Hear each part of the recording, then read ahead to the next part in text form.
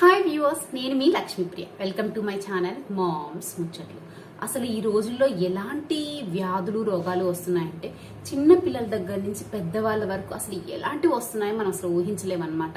మనం చాలా చిన్న చిన్నవి ఇవి ఏముందిలే అని తేలిగ్గా తీసేవి కూడా చాలా ప్రమాదకరమని తాజాగా అయితే కొంతమంది డాక్టర్లు అయితే చెప్పుకొచ్చారు.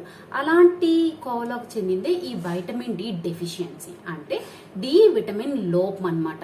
చాలా మంది అనుకుంటారు ఇదేముంది, వైటమిన్ డి లోపం అయితే ఏముంది, జస్ట్ వెళ్ళి ఎండలో కూర్చుంటే పోతుంది అని ఇక తేలిగ్గా కొట్టి పడేస్తూ ఉంటారు.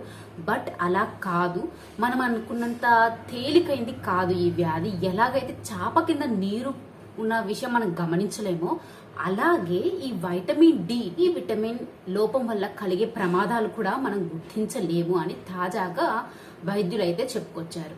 ఈ తరహాలోనే తాజాగా మన భారతదేశంలో ఈ వైటమిన్ డి డెఫిషియన్సీ మీద ఒక పరిశోధన అయితే చేశారు. ఆ పరిశోధనలోనే చాలా చాలా ఆసక్తికరమైన విషయాలు, అలాగే ప్రతి ఒక్కరు కూడా తెలిసిన విషయాలు కూడా బయటపడ్డాయి. కానీ ఈ వైటమిన్ డి డెఫిషియన్సీ అంటే డి విటమిన్ లోపం అనేది ప్రెసెంట్ డేస్ లో ఇప్పుడు మన భారతదేశంలో అయితే డేంజర్ బెల్స్ అయితే మోగిస్తుందని చెప్పుకోవాలి.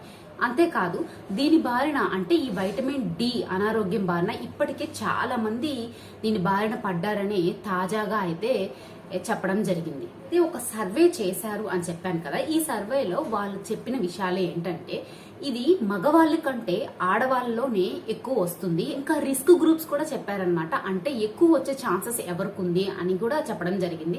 అందులో పిల్లలు, చిన్న పిల్లలతో పాటు కౌమార దశ అంటే అడాలసెన్స్ ఏజ్ లో ఉన్న వాళ్ళు, ప్రెగ్నెంట్ ఉమెన్, అలాగే ఓల్డ్ వాళ్ళు అంటే పెద్దవాళ్ళు, ముసలి వాళ్ళకి వచ్చే అవకాశం ఉందని చెప్పారు. అంతేకాదు వీళ్ళు చెప్పిన వివరాల ప్రకారం ఈ వైటమిన్ డి డెఫిషియన్సీ అనేది ఒక స్లో పాయిజన్ లాగా అనమాట. ఓన్లీ ఎముకల మీద మాత్రమే కాదు దీన్ని ప్రభావితం చేసేది, ఇంకా మన రోగ నిరోధక శక్తి అంటే ఇమ్యూనిటీ మీద కూడా దీని ప్రభావం చాలా తీవ్రంగా ఉంటుందని చెప్పుకొచ్చారు.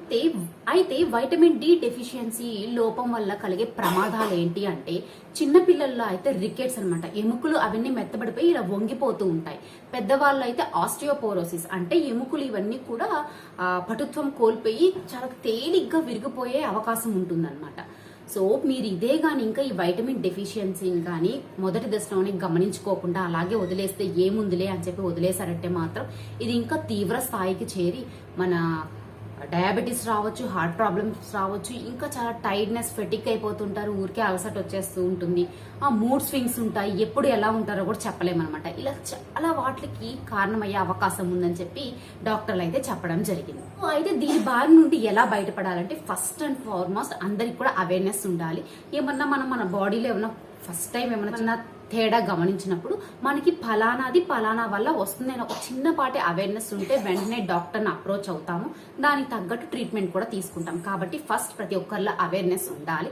ఇక సెకండ్ థింగ్ వచ్చేసి పాలు, గుడ్లు, పెరుగు, అలాగే cheese, salmon fish, cod liver oil, ఇలా ఎందులో అయితే వైటమిన్ డి ఎక్కువ ఉండే ఫుడ్ ఉంటుందో అది క్రమం తప్పకుండా తీసుకోవాల్సిన అవసరం కూడా ఉంది.